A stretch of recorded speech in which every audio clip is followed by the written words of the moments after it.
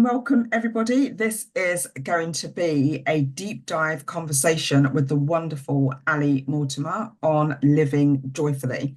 And who doesn't want to live joyfully? So welcome to this episode of Questions on My Mind. Please do share, like, share, and subscribe.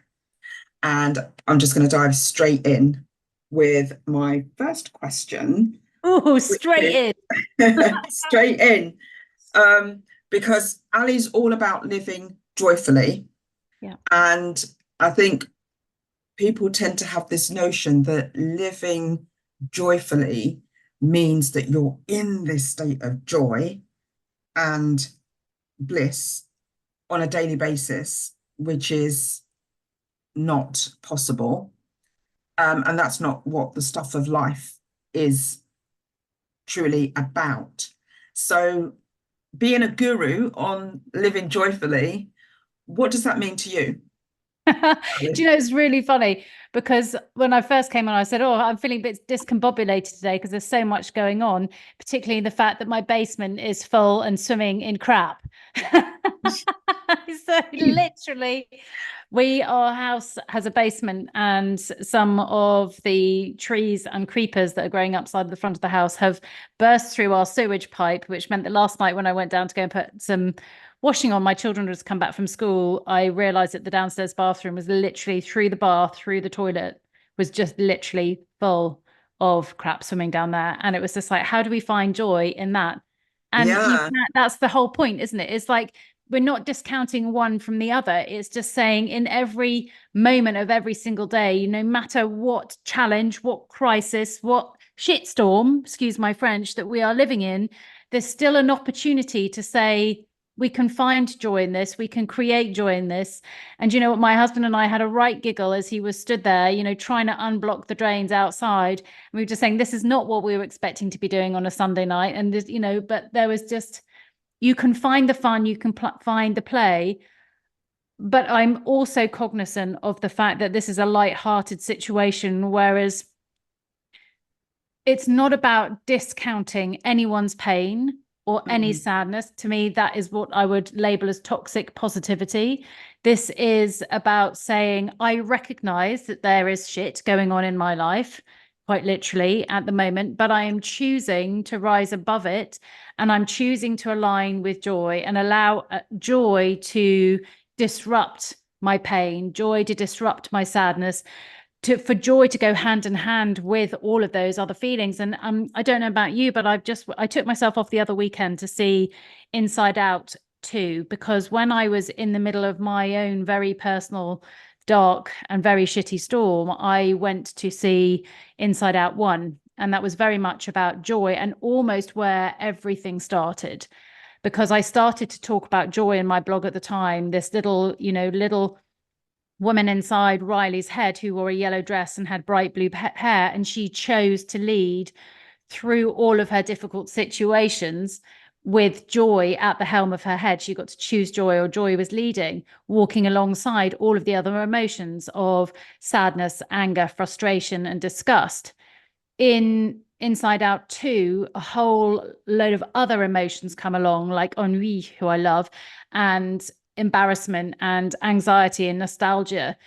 But it was one point where joy says to sadness, so sadness says, I cannot come with you to Core Belief Island because I don't want to put my sadness in core belief and damage and disrupt everything for Riley. And joy just said to her, wherever I go, you go, sadness. We go hand in hand. Oh, when you say Inside Out, is that the kids' film? The kids' film, but it's just such a beautiful and very, very clever. I mean, the psychologists and so powerful, but it was that line, wherever I go, you go. So joy is just saying, wherever I am, you are. It's having these two sides in life. It's like, that's what makes us human, is the ability to have the full range of emotions and the full spectrum of utter bliss and joy, to having, despair and sadness. But it's about how we lead. how we lead ourselves through that and who we choose to help us lead through that shitstorm. So when I was going through mine, it was a very conscious choice because I'd watched the first movie to say, I am so utterly sad. I've lost my mum, I've lost my job, I've lost every single thing in my life that I thought that was going to make me happy, but I can still access joy because it's a feeling, not a thing. I can feel joy at any given moment. I can close my eyes and I can remember a time of being happy. I can also close my eyes and sense that my future will also be happy, so I can access that. And that's how I chose to lead with joy every single day. Even though every minute wasn't a joyful one, I could choose to feel it and lead with it and walk with it side by side, alongside my disgust, alongside my feelings of fear, alongside my feelings of sadness. They were all part of me. We just get to choose which one we want to lead. Oh, I see what you're saying. I think I'll talk in I statements because, right, for me, that would have ruined my Sunday evening. I wouldn't have been able to access an iota of joy in that situation. So, how do you access it? Because you get, again, I'll have to use I statements, but I think I speak for a lot of people because when something happens that's really difficult and challenging, all of the focus goes to that thing, goes to the negative emotions because they are so strong. It's very, how do you stop yourself long enough to be able to bring in a different thought or feeling? I think there's a couple of things. The first thing I would say, it takes practice.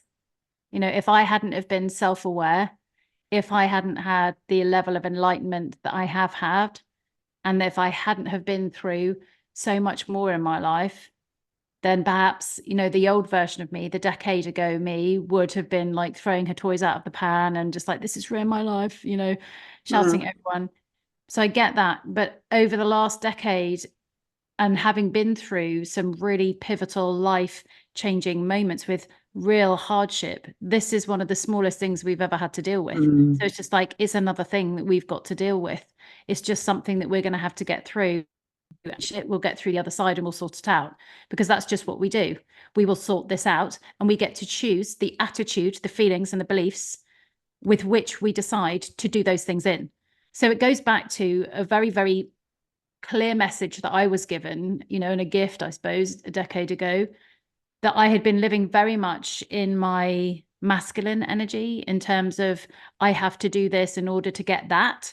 So I have to do this, where it was very much of, I've lost everything. There is nothing I have. So all I can focus on is being. And my being is, I get to choose who I am. And I get to choose who I am by the thoughts that I think and the feelings that I feel. And that's just simply that second point, as I said, it's about awareness. So I bring awareness, and I started to practice mindfulness and living mindfully in those difficult times. And I started to become very, very aware from reading books and, getting interested in it and understanding, well, what is the thought that I'm having that's making me feel this way? And what do I want to do about it? And but through the principles of mindfulness, the first one being awareness and acceptance of, okay, I'm aware that my drains are blocked and it's not great. And I accept that that's what's happening, and there's not an awful lot I can do about it in the moment. But then also then moving through those other pieces of the basics of mindfulness, which is then just being a witness to your thoughts and your feelings without any kind of judgment of yourself, and giving yourself compassion. So it's okay for me to feel like crap. It's okay for me to be angry. It's okay for me to be sad. It's okay for me to be frustrated. That's ruined my Sunday evening. It's okay. So I'm giving myself compassion and non-judgment. And then in through doing that, I can then move through and I can start to heal. So rather than fix my problems, I heal. So in the recognition of how I'm feeling, I can heal why I'm feeling that way, because do you know what? That was deeply programmed into me to do all the way through my first 4 decades of my life, Yes. until I knew differently, hence the enlightenment piece. Now I know differently. So it's then allowing myself to forgive myself for what I did not know then, but what I know now. And I can forgive myself that feeling, and then I can move forward. And I can start to move forward with this presence and gratitude. So the 4th step would be, okay, I am here. Eckhart Tolle, let's bring in the power of now. We are where we are. I Yeah. am where I am. Okay, there is just this moment. And in this moment, I'm okay. I am okay. No one is, I am okay. And we will resolve this, and we will sort this out. And we can't change the past, and we can't definitely know what's going to happen in the future. The only way that I can know what's going to happen in the future is the way that I'm influencing it by the person I'm being, not doing, being in this moment, which is, let's have some fun with this. We're going to get it sorted anyway. We know we need to ring the drainage company, and we know we've got to clear up all the crap in the basement, but we can do it with lighthearted fun, or we can do it with anger and frustration and getting shouty at each other, or not. And then we move forward to the last piece, which is this level of enlightenment. What did we learn from this? How can we move on from this? So it's this whole practice of living mindfully, and the 5 steps, I call them the big 5 calm concepts. Having lived mindfully after the last 10 years, this is kind of like very, very simple steps that I've just taken everybody through. But it's about practicing that. If you can practice taking yourself every moment of every day through those 5 calm steps, then that's how, in last night's situation, I've done it so many times, was, okay, I'm aware of this. How do I want to deal with this? Who do I want to be through this? How do I want to remember finding a load of crap in the basement on a Sunday night in the middle of summer? Okay, well, this is going to be a funny experience that we'll get to tell the story of one day down the line. Yeah. Rather than one that I'm going to live in regret of or for. So it's don't know if paradox is the right word, of living both of those, both the dark emotions and the light emotions at the same time, and embracing them all. Yeah, that's what makes us have a human experience. There's no good or bad emotions. There are just all emotions on a spectrum. And I don't know whether you or your listeners have ever heard of like the Hawkin Scale, which is basically this spiral of our frequencies associated with every single emotion that we have. And lots of people talk about being low vibe and high vibe. But actually, what they're really talking about when you really go into it is that the understanding that on a lower frequency, you're vibrating at a lower frequency. Okay, so you're in the grief, the loss, the despair place. And often people talk about being a crap magnet. If you stay down there, you're going to attract like for like. You're going to attract more of what you're being. The signal that you're putting out on that frequency wave is, I'm sad, I'm angry, I'm crap. So you're going to attract back through the same frequency at which you're residing. So our role and our job as human beings is to allow ourselves to not shame ourselves for those feelings, but just recognize them and allow ourselves to work out a way upwards through that Hawkin scale until you get to that point where you're at love, and then joy, and then peace, and then enlightenment. So it's like that love and above spectrum where you're vibrating at a much, much higher frequency, where everything is like playing at a higher level, a higher frequency. You're much higher vibe, you're much higher frequency, and you attract more of the same back. So if you're in that frequency of love, joy, peace, and enlightenment, you're going to be attracting back to yourself more experiences, more feelings, more abundance of love, joy, peace, and enlightenment. So it's not about shaming wherever we are on the spectrum. It's about just bringing awareness and saying, okay, well, how am I going to move up incrementally through all of these stages so that I feel that I'm in that state of love, joy, peace, and enlightenment? Okay. So if you are not in that place of, so if you're low vibe and you have this experience of the Crap in the basement. the crap in the basement, your ability to access the higher vibe feeling frequencies is kind of limited because you've got the momentum going of being on that low vibe. So that's one thing. If you're high vibe and that happens, where am I trying to get to? It's how quickly you can bounce back. So Yeah, if you recognize you're on this scale that's like a spiral, yeah, you can either spiral downwards, can't you? Or you can allow yourself to spiral upwards. And it's about just this bringing back that awareness to where am I on that spectrum of low yeah, and high frequency, and not making it mean good or bad about anything, but just an awareness and saying, well, do I want to choose to stay here or do I want to move up? yeah, And often when you move up and when you move up into that higher place of frequency, you will actually achieve more. So if we go back to the crap in the basement, I think we're just going to have to call this podcast crap in the basement. You know, if you've got crap in the basement, we could have stayed in that lower vibration of, oh my goodness, this is heavy, this is hard, this is annoying, this is frustrating, I'm angry, I'm tired, it's Sunday night, this is not what I'm meant to be doing. And you're like going through like all the motions of what you know you need to do, which is, you know, calling the plumber, cleaning the crap, doing all of these things. You know, you can do it in this heavy emotion, or you can get to say, well, actually, if we can find a way to make this fun and playful, we're going to get through it much, much quicker. So we're going to still do the same things, but it's going to be a much more enjoyable experience, even though we've got crap in the basement. We can make it into, I say in air quotes, an enjoyable experience. Do you see what I okay. mean? So it's just awareness of where am I and how can I make this a better experience than what it is? But if you're higher on the Hawkins scale, um, is presumably how you feel about the experience, about the fact, the situation is different as well. As in, is it the case that if you are in a low vibrational state, you have more of a huge variance of almost like you can be very happy one minute, very down the next, like your emotions just go all over the place with whatever's happening. Whereas if you're higher vibe, you're more grounded. And so therefore you don't get taken all over the place. So it's almost like you're able to just, right, this has happened. Okay. But not get the really low feelings of despair, if you like, that it's happened.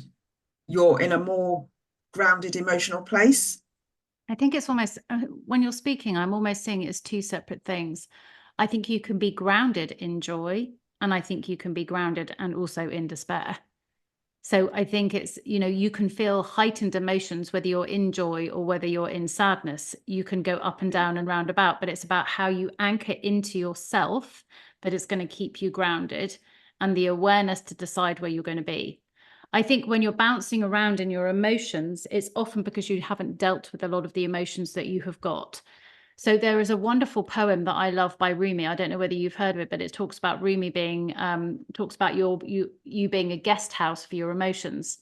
And it talks about how you can welcome all of your emotions in. And it's not about denying any of them, because what happens when we deny our emotions, two things, excuse me. One thing is that they can get very, very loud.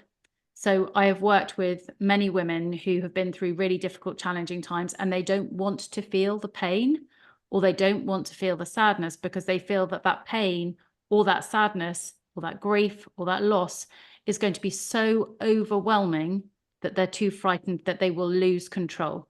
Yeah. So they block it, they suppress it, they push it right down.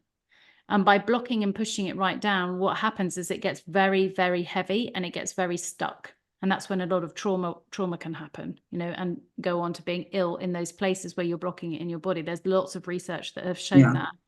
Yeah. So it's about not blocking it. It's about allowing yourself to feel it and putting yourselves in spaces, which is why therapy is amazing, why coaching is amazing, by having some good friends to talk about it, so that you can feel those feelings and just let yourself be overwhelmed by your feelings. So many people are so frightened of being overwhelmed, but actually, in my experience, when you allow yourself to be overwhelmed by your experience and allow yourself to go with the flow of the experience, it's actually very short-lived. The minute you turn on, and one of the ways I like to do it in a safe space is almost put on some, I love music. I find music can be very emotive. So if Yes. I put on a sad song, like last night, for example, it just so happened that there were some memories on my Facebook profile of my mum who died 7 years ago. And I put a post about how wonderful and how happy I was that she had got to experience her grandchildren, even if for a short time. And there were a whole load of gorgeous photographs of my mum and my sons. And I happened to be tuning into Glastonbury, and it was Coldplay. God, it's going to make me choke up. Coldplay, and they sang Fix You, which was obviously, I think that was written about Gwyneth Paltrow when she was losing her dad, I think. Yeah. And it just made me cry. So when I can feel that there is an emotion that I need to feel, or that I'm blocking or suppressing or trying to control, what I will do is I will put on some music that will evoke that emotion so that I can let it flow. So I will allow myself to almost like lose myself in that emotion of sadness or despair, or maybe even anger. Like I'll get some boxing gloves on and I will allow myself to be overwhelmed by that feeling and give it a channel to go to. I am crying because of this song, but that song is also unleashing all of the emotions about everything else. So if someone says, why are you crying? And you don't want to say, oh, it's because my mum died. You can just say, well, it's sad. This song's really sad, or you watch a movie, but it's giving yourself channels to allow yourself to feel it. So you don't block it. So you allow it to move through your body. So I think there's that, allowing yourself to move through those and not letting you block it and suppress it, because when they come really, really heavy, that's obviously what we talked about, being toxic and heavy. But then what can also happen is that you can compound emotions. So if you feel, I could say to myself, well, don't be utterly ridiculous, Ali. Your mum died 7 years ago. She's in a far better place. She was in an awful way. She's in a better state now that she's dead, and you should just shame on you for being that way. Then I'm blocking another emotion with another emotion.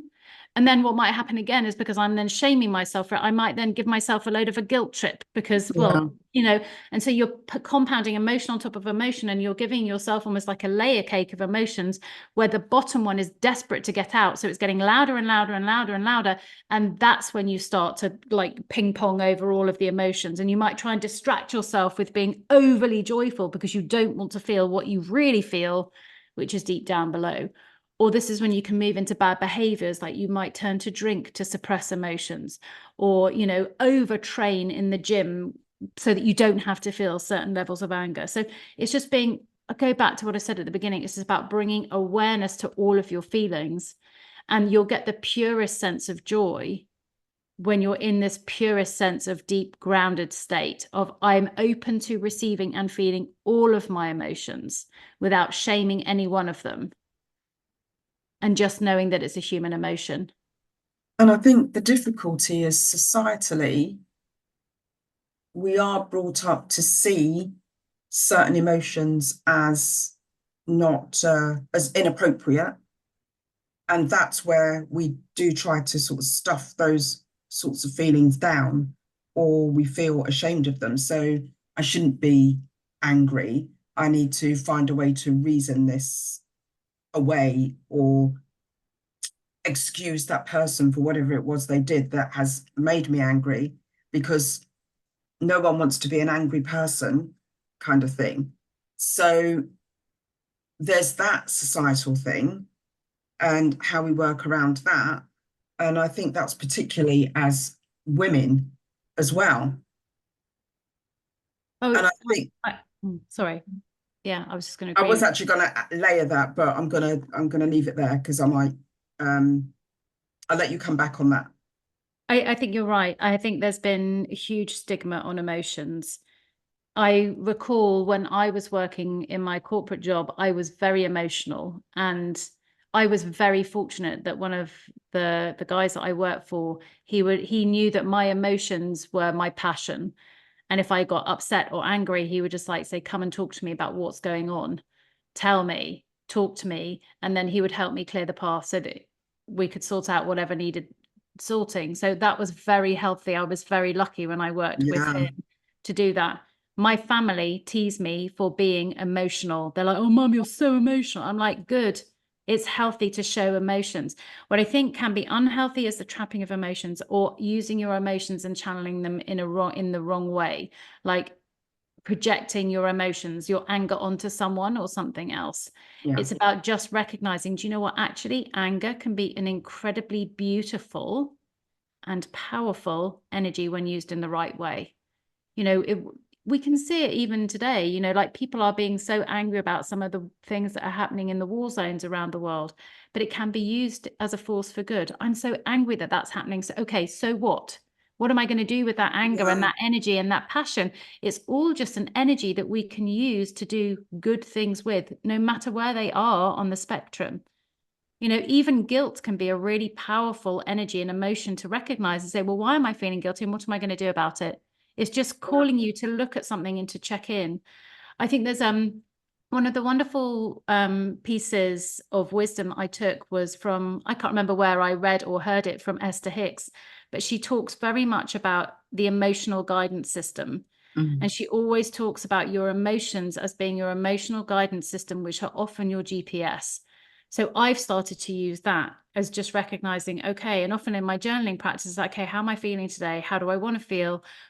You know, how do I want to feel when I get there? All of these questions around feelings, and just really bringing this awareness to the feelings so that I can use them as energy to power all of the actions that I want to take today, this year, next year, in order to get me to where I want to be. Which takes us right the way back to where we were at the beginning, which was like we were having shit in the basement. Well, okay, well, there's certain things we need to do, but we can do it in very different energies that will give us very, very different results. So we may as well bring in the energy of joy because it's a lighter, higher frequency and we'll get through it quicker. Whereas if we're doing it on a lower frequency, it's heavier and it's harder and it's going to make it really, really difficult. And you can, whether it's shit in the basement, whether it's a conversation you have to have with your boss, a conversation you want to have in your partnership, it's like there's something we need to do, but we can bring a different energy into it in order to get very, very different results. Okay, so for women, in particular, we spend a lot of time in our masculine energy. So we get very disconnected from, especially those of us who work in corporate jobs, I would say, get very disconnected from that feeling sort of place. And it feels at times very inconvenient to feel. So, for instance, especially if it's a grief type situation, that grief can sort of take you by surprise, for instance, and it can start to come up. But there's this, well, I've got a meeting in 5 minutes' time. I can't be feeling like this. I can't be in floods of tears. So that needs to go to the back so I can get on with my corporate persona type thing. So it just keeps getting stuffed because I can't feel it now because I need to do this. I can't feel it now because I need to get food ready for the kids or dinner ready. I can't feel it now because I've got to go here. So we can never feel it because we've always got something we need to be doing that we need to have ourselves together for. So even if we say to ourselves, I hear you, I know you, I feel that you need to be heard, but just let me do this and I'll come back. And I'm going to go back to I statements again, because this is something I have done. I will come back, but I don't come back because after that meeting, there's something else and there's something else. Then I forget that I had that grief moment. So it just continues to get stuffed down because there's never a moment where it's convenient to allow it, or it feels like there isn't a moment where it's convenient to allow it. Can you speak to that? Yeah. It's inconvenient to feel. And what I'm hearing is that it's inconvenient to feel some of the heavier emotions. So you block it, stop it, numb it, compress it, compound it, right? The thing is with feelings, if we do that, if we numb ourselves, then we don't only numb the feeling of grief or sadness or anger. You can't just numb one feeling. Numbing is you numb yourself to all of it. It's like you block all feelings. So if we go back to your original question, how do you access joy? How do you find joy? If feeling is inconvenient, then all feelings are inconvenient. So you've numbed yourself. So if you're numbing yourself from feeling pain, sadness, grief, anger, despair, you're also blocking yourself and numbing yourself from feeling the others, which is why you ask the question, how do I feel it? So there's a level of, you have to allow feelings to be convenient.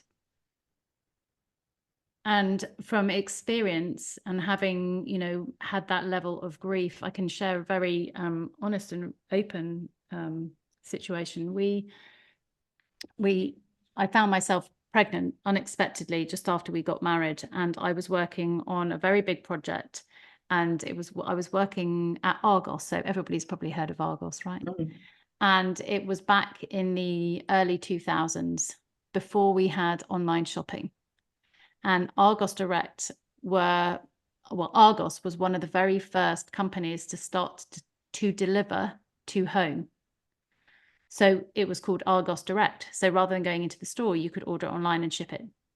And I was working on the project at the time, and I had to go into the directors to go and explain to them how we were going to do certain kind of complex goods and ship and make sure that we got all of the drawers and all of the cupboards and bits and bobs for a complex item to that home rather than just individual trips.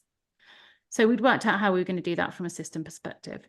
But in my life, I had just gone into what I was hoping to be a 13, 14-week scan to see the heartbeat of my baby, and found that the baby's heartbeat had stopped the day before. And I'd gone through a D&C, and then I was straight back to work. And I had to go into this meeting. And just as we went into the meeting, one of the people that I was working with said, "I'm so happy I've just come back from my 12-week scan and I'm having a baby." And I remember denying myself the opportunity to grieve because it was inconvenient for me at the time to deal with that. And I had to go in and present this meeting of how we were going to do this. And I don't really recall very much of that meeting up until the point of my lovely partner who was in the room with me. And he just stood up and he put his arms around my shoulders because I was crying as I was trying to talk. And he just took me out and he said, "I think you need to go home and we're going to get you some help." So it is inconvenient when we're in those situations. The thing is, we are all human, and human to human, we have to recognize that we can all show compassion, whether we are in a corporate environment or not in a corporate environment. And I work with many clients at the moment, one of them in particular, in one particular profession where there have been too many deaths by suicide because the pressure has been too great. And there was a wonderful article written by one of the clients of this tragedy. And he said, if only we knew, if only we knew she was in that amount of pain and putting herself under that amount of pressure, we would never have done that. So my honest feeling is that we can, as women, use this on ourselves. I don't have time to feel it's inconvenient.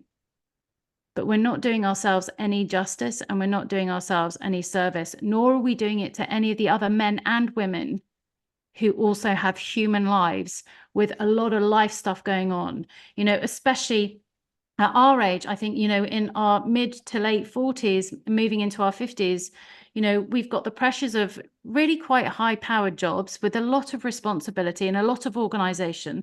At the same time, we've got elderly and aging parents, which is so devastating to watch, and often quite, you become carers. And another thing to, you know, to sort out, because you want to, you also have kids, teenagers, probably doing exams. So there's a lot of stress going on there. There's a lot of hormones in the children. There's a lot of hormones in our bodies going through menopause.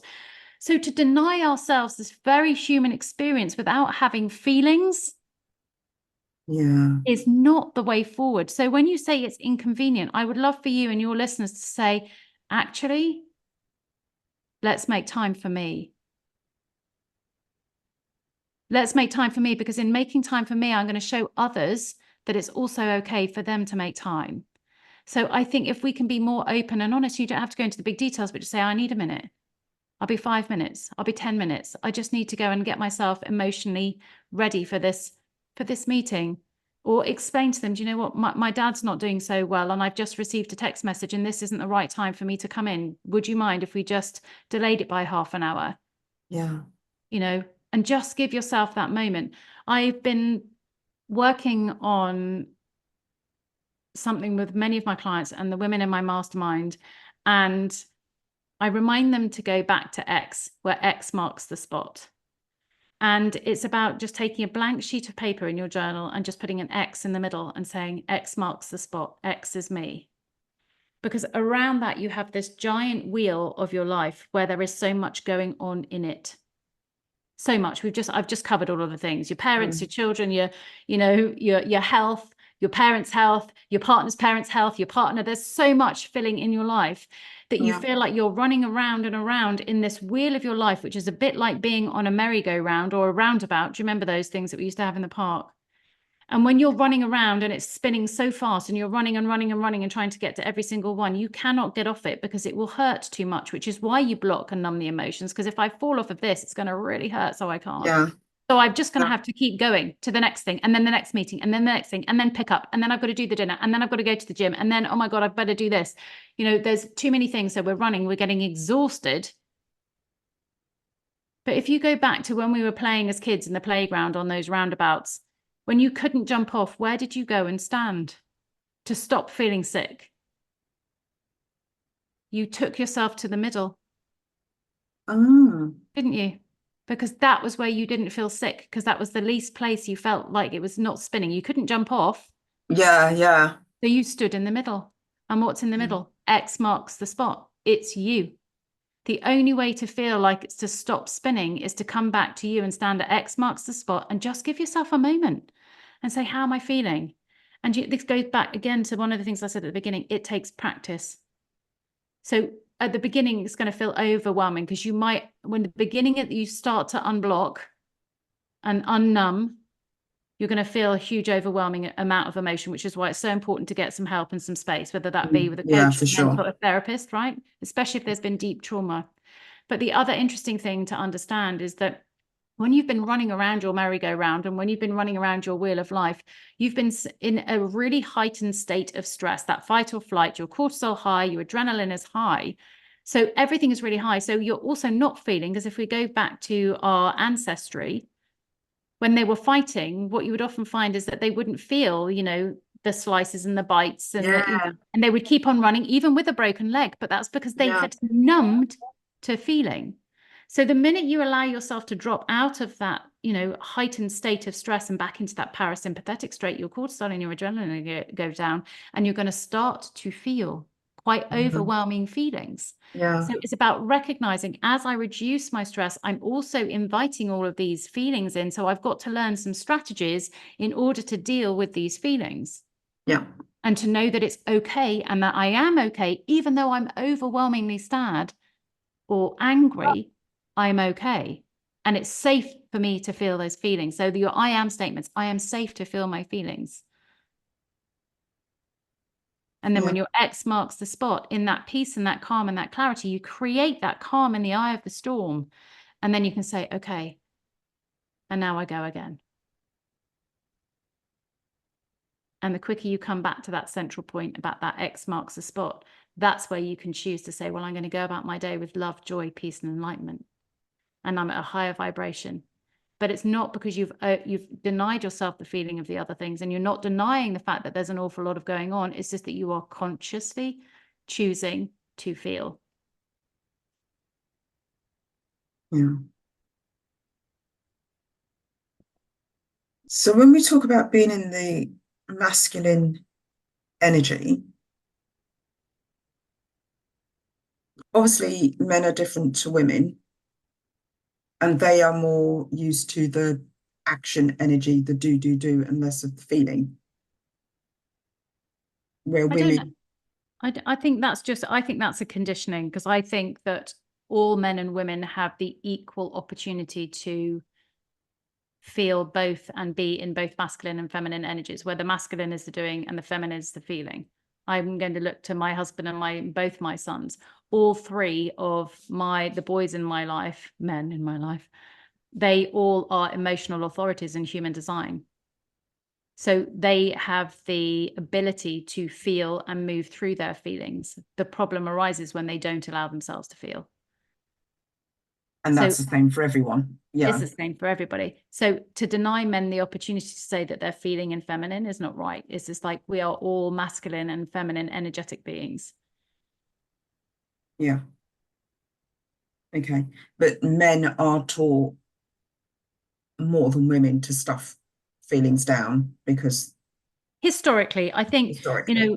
historically, I have two sons, and specifically in our family for sure. And also we work with our, the school to make sure that boys, and I know that mental health is so high on the agenda in schools now that it is okay for them to feel about their feelings. They have fantastic pastoral care.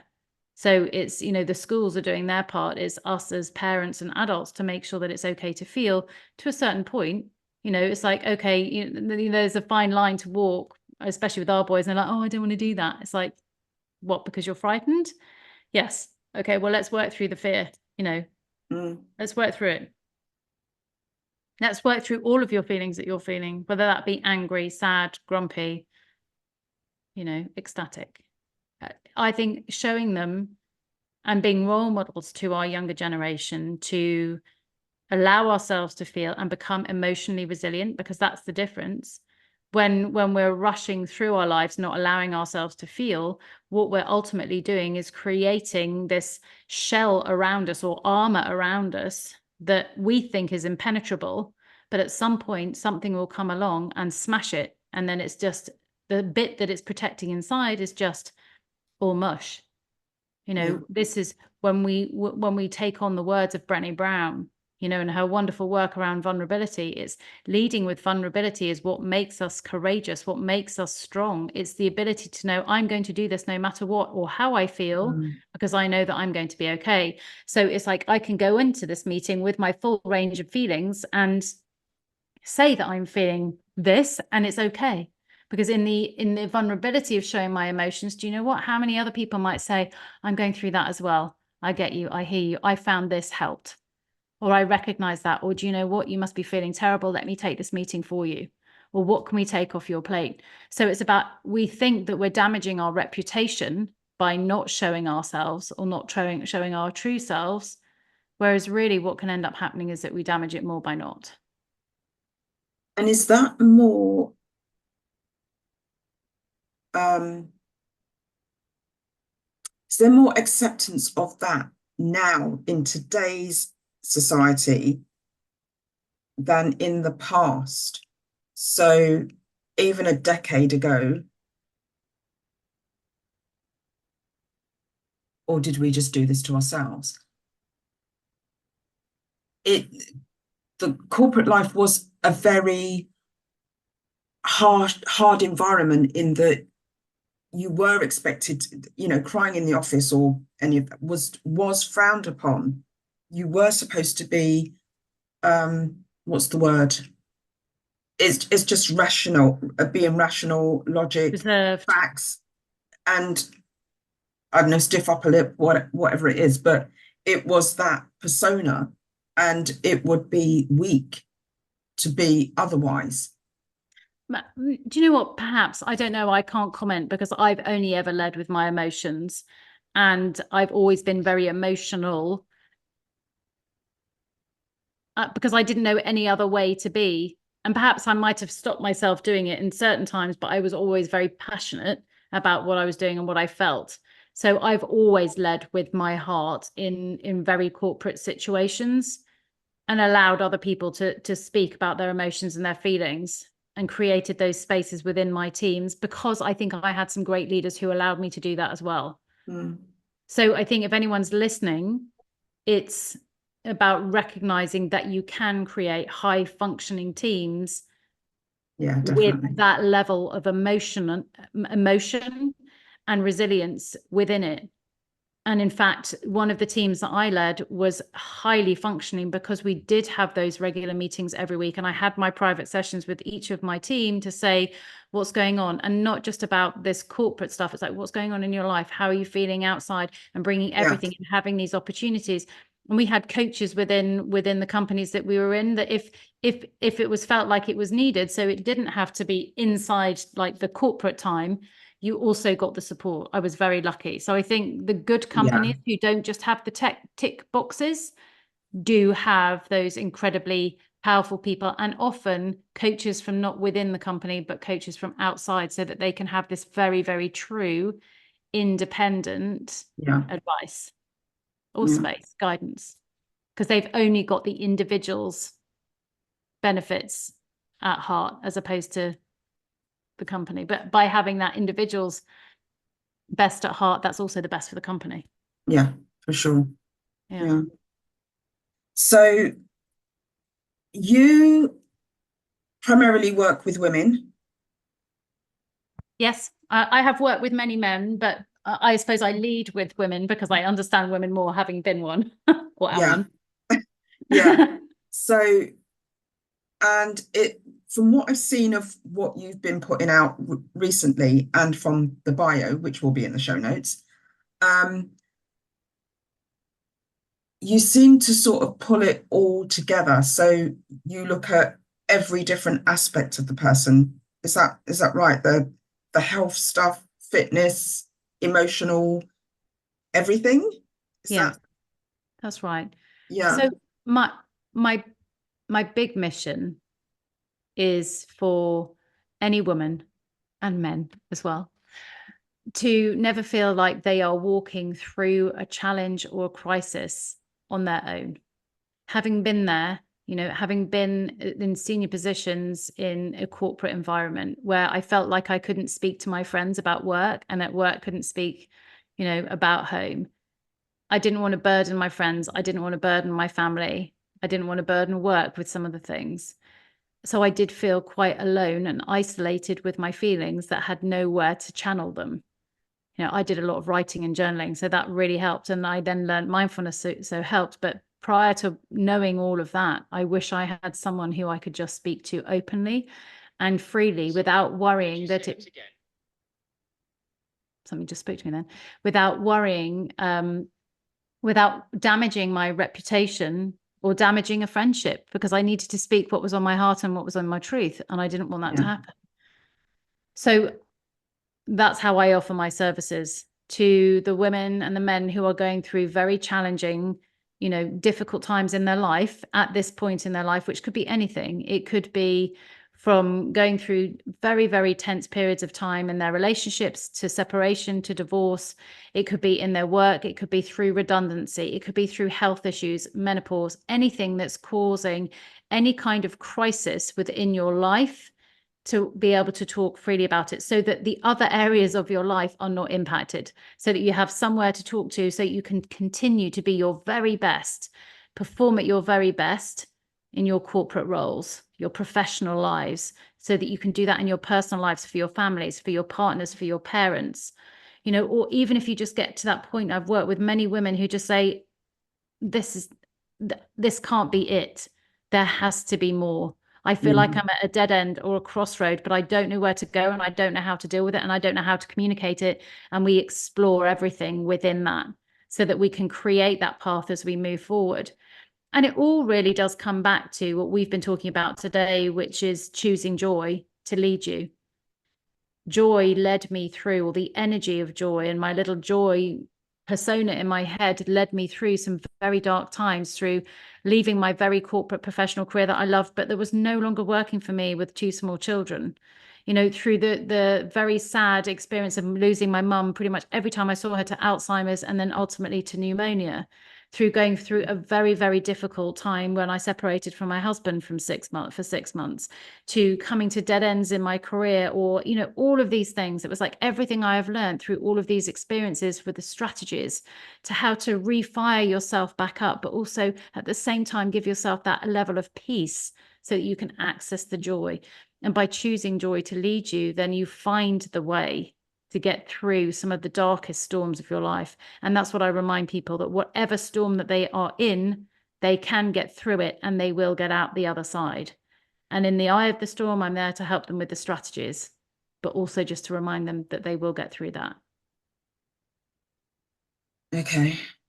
So bringing it back to living joyfully day to day,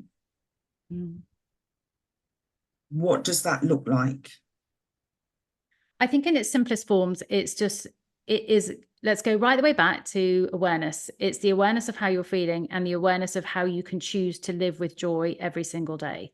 And I know that I can say that because I have lived in times of real deep darkness. So I'm not just saying that from a vacuous point of view of, oh, just be happy, just choose Yeah. joy. I remember writing a blog post when someone said, oh, just be happy. I was like, oh my God, I've just lost my mum and I'm separated from my husband and blah, blah, blah, blah. How can I just choose to be joyful? And I was like, do you know what? Maybe there's something in it. And I was open and willing to say, can I choose joy every single day? And what I did do was I decided, okay, I can choose maybe not to be joyful all the time, but I can definitely choose moments to feel joy. And I'm going to work out how I'm going to do that in order to help me get out and get through this really difficult period of time. So I wrote something called a joy list. And on my joy list, I had about 8 things that would bring me momentary joy or a pocket full of happiness. And I used that term before Richard E. Grant's book. But it was, can I feel a moment of joy? So I wrote these 8 things down, which were things like meditating, walking in nature, going for a run, reading a book, writing my blog, hugging my kids, walking, being with the dog, having a conversation with my best friend. And I wrote these on a list. And every single day I would wake up and say, which one of these things off my list am I going to do today? I only need to do one. I can sit in my pit of despair for the rest of the day, but there is one thing that I'm going to do that's going to bring me a moment of joy. So I would pick one of these things every single day. And I did that for 12 months. And what I actually did, I look back and I see the science now, is that I was giving myself a daily dose of happiness, where D is the dopamine, because I was giving myself this reward of, yes, I did my daily dose of joy. The O was the oxytocin, my feel-good factor of being in nature or meditating. The serotonin, being in the sunshine. The oxytocin, sorry, is like that feel-good connection. So cuddling my boys or the dog. The S, the serotonin, the feel-good factor. I was getting out in the sunshine. I was meditating. The E was the endorphins to help with the pain of my broken heart. The endorphins through, again, walking in nature, meditation, eating chocolate, having some nice smelling candles. It was all of these things. So every single day, what I did was I compounded joy. We talked about compounding emotion. Every day, I gave myself a daily dose of any one of those hormones and allowed myself to feel joy. So over time, there was this breadcrumb of this light trail of more and more joy that actually fed through me. And so more and more of these hormones of joy were in my body. So in 12 months, I'd healed myself back to happiness. So you can do it. And it's not about putting the pressure on saying I have to be joyful all the time. It's about, can I pocket my day with moments of joy and lead myself through this? And is it about having over time more moments of joy than moments of Sorrow, feeling? anger. Yeah. Ultimately, yes, because that's what we're doing. We're choosing to let joy lead and have more. But it's the practice that I talked about. It's like, how can I do this? How can I keep letting joy lead, even when I'm sad, or even when I'm embarrassed, or even when I'm bored? How can I allow joy to lead? Well, that is my conscious choice every single day to say, I'm going to allow joy to take the wheel at least once in my mind, so that I can feel it, so that I can experience it and give myself that daily hormone rush. It's a choice. It is a conscious choice. So when people say you can just choose to be happy, you can, but the pressure comes off when you say I have to be happy all the time. That's impossible. We're humans. Yeah. In really difficult life situations. I mean, at the time of recording this, we're about to go into an election, which I'm sure is causing an awful lot of stress for a lot of different people for a lot of different reasons. Yeah. There is so much going on in and around the world that's causing upset and harm and worry and fear. So all of those emotions are valid, but it's just about saying, can I let joy in for a moment? What would you say to someone who was going through the grieving process at the moment, who had lost, a parent? Yeah. And there's sometimes a guilt for feeling joyful in a moment, like you can feel joyful, but then you remember, oh, but So died. yeah. Yeah. Yeah. And that was a very real thing for me. And I think it's very hard and very, very relevant. I remember when my mum was dying, she took 7 days to die. But I look back now and it was perhaps one of the most joyful experiences, as well as one of the most painful and sad experiences that I ever had. But my dad and my sister and I sat vigil with my mum for those 7 days, and it was a beautiful time for all four of us to be together. We did the crossword, and we did drawing, and I did curlers in my sister's hair, and we told the stories of my mum's life. Oh, I'll get all choked up. And it was a really, really beautiful time. And I remember it as a beautiful time, even though it was one of the saddest things to go. And I think about my mum every day. I wear her jewelry. I have her photographs everywhere. And one of the things that I love to do, or I remember someone telling me at the time, was that we die 3 times. We die when our hearts stop beating and our brain stops functioning, is the first time. The second time is when our body has completely disintegrated from this planet, as in it's decomposed or it's gone. The third time is when someone utters your name for the last time. So one of the things that my family do to keep my mum alive is to talk about her all the time. My sons keep her very much alive. I talk about her all the time. It's like, what do you think Granny Annie would do? Or do you remember that time when Granny Annie did this? We talk about them all the time as if they're still here. And it's not about, again, it's not about suppressing it or hiding it. It's about being open in our grief and sharing our grief. Do you know what? All of us in this lifetime are going to experience grief on some level at some point. Yeah, for sure. Whether that be a parent. I recently lost a very dear friend, and that was crushing. Yeah. And it's so sad, but it's about how do we keep the memory of them alive? Even though they're not here physically, we can still talk about them, and it's okay, even though it's painful, and allowing ourselves to be together in our grief, to cry. And again, just like joy and sadness go hand in hand, so do love and grief. The extent to which we love is the extent to which we grieve. And I remember someone saying that actually grief is just love with nowhere to go. Yeah. And I'm feeling that now. I don't talk about this a lot, but my dad is currently living with dementia. And it's trying to create the last memories and stuff with him.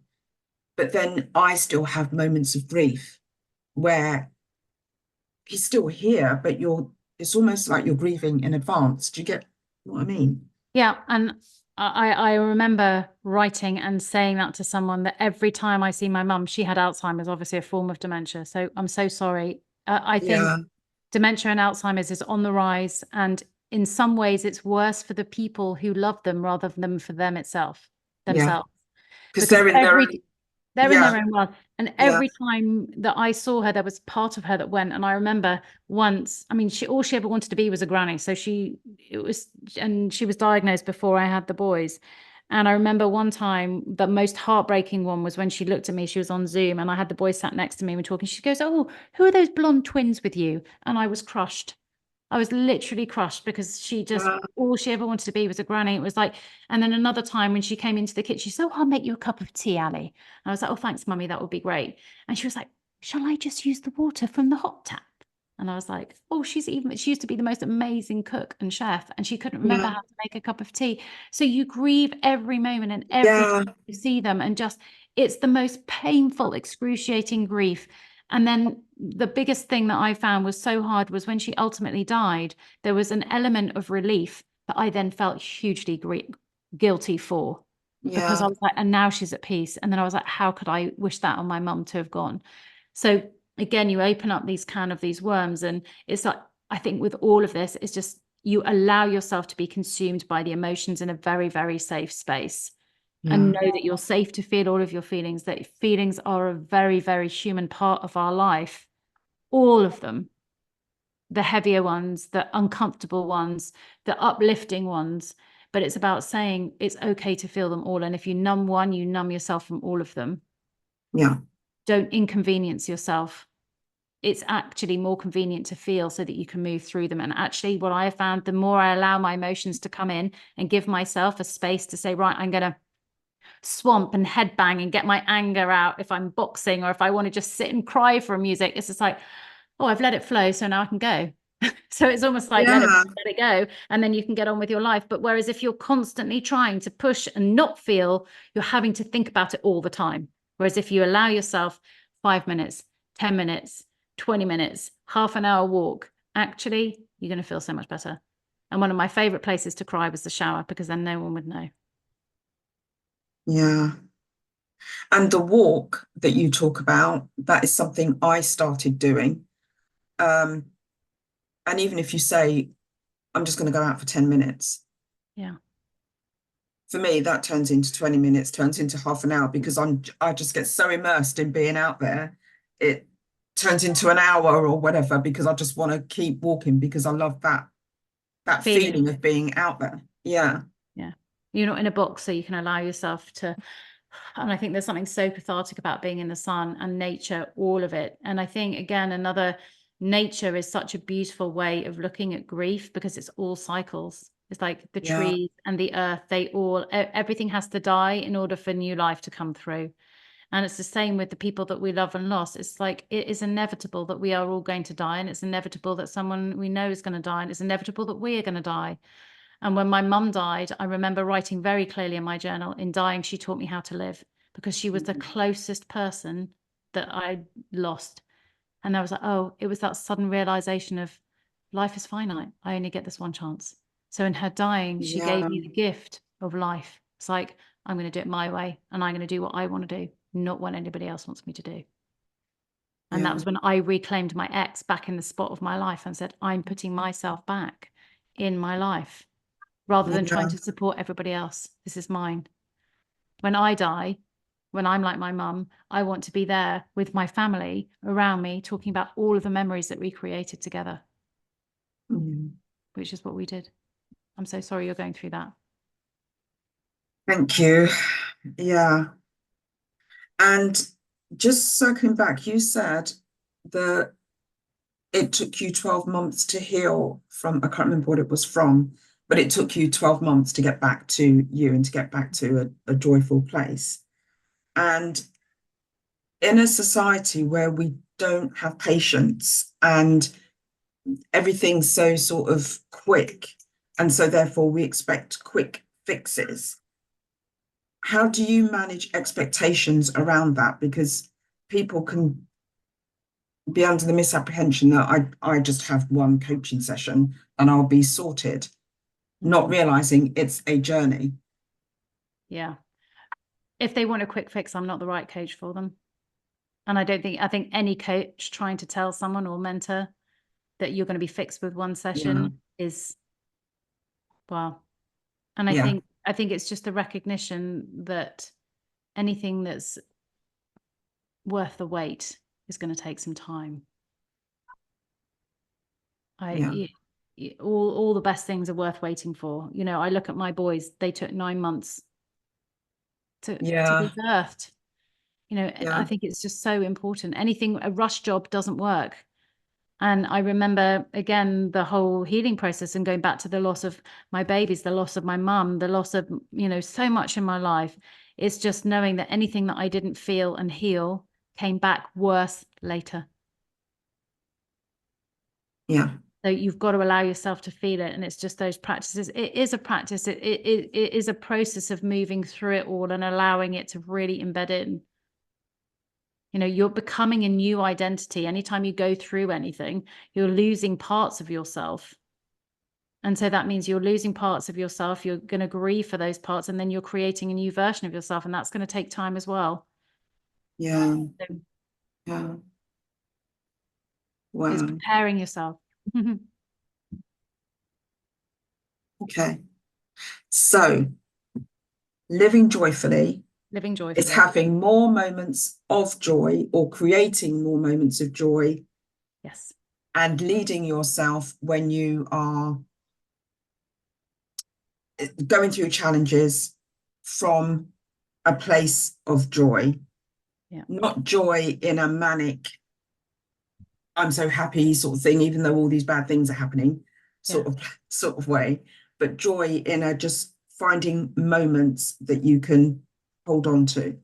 That's absolutely right. So you get to choose joy, you get to create joy, and it's about having those pockets of moment. I think it's about anchoring yourself. So we're talking about grounded joy, not this fizzy joy. It's about ground yourself in joy and use joy to be the energy that's on this higher frequency to let you rise above everything and all of the shit that you've got going in your life, so that you've got this bird's eye view, so that you can know, I can handle all of it. Yeah, Joy is stepping on out of the frame. rising up above it, so that you Yeah, can see it from a higher perspective rather than running around the outside. It's like, I'm rising above, I'm using joy, it's on one of the highest frequencies, I'm grounding myself in it, anchoring in, X marks the spot to joy, allowing joy to rise you right the way up, and you can see everything you've got to do, and then you just become almost like this conductor. It's like, and I'm going to do that, and I'm going to do that, and I'm going to do that, and it's a lighter frequency rather than chasing your tail in the thick of it. You're yeah, above it, you're using it, grounded in joy, rise above. Magic happens. brilliant. Love it, love it, love it. Thank you so much. That was such a My wonderful pleasure. conversation. Thank you so much for having me. And so where can people find you? What Yeah, sort of services do you offer? the best place to come and find me and say hello after hearing this is probably on my Instagram channel. I'm XO Ali Mortimer. I'm sure you put the link in the show notes. Yeah. You can come in and find me there. Come and say hi. Come and say what you loved about this podcast chat. It's been such a wonderful cut. I can't believe we've covered such a broad ranging spectrum, but it's been really, truly wonderful. And then in terms of what do I offer, I think, one of my most powerful spaces is coming in and working on with me one-to-one. It's something that I started when I started my first business. It's this one-on-one, especially with some of the things and the topics that we've talked about today. Yes. Grief and challenges in the workplace. It's going to be very intense. It's personal. And if you want that speed, it's doing it one-on-one. Yeah, for I would sure. say come in and book a session with me, and just let's have a connection and have a conversation, and then I can help work out what the best route for you is with whatever challenge or crisis or crossroads you're at right now. Come and have a conversation with me, and you'll put the link in the show notes. I'll make sure you got Yes, that. I will do. Brilliant. Okie doke. As I said earlier, please like, share, and subscribe. Thank you so much for such a deep dive into joy, and hopefully that resonates with people, and it makes it clear that it's not this manic joy, it's a different way of living. So warm thank you to Ali. That was brilliant. Please stay there. I just want to say our goodbyes off camera, but thanks everyone for joining us. I hope you really, really enjoyed that conversation. Thank you. Bye.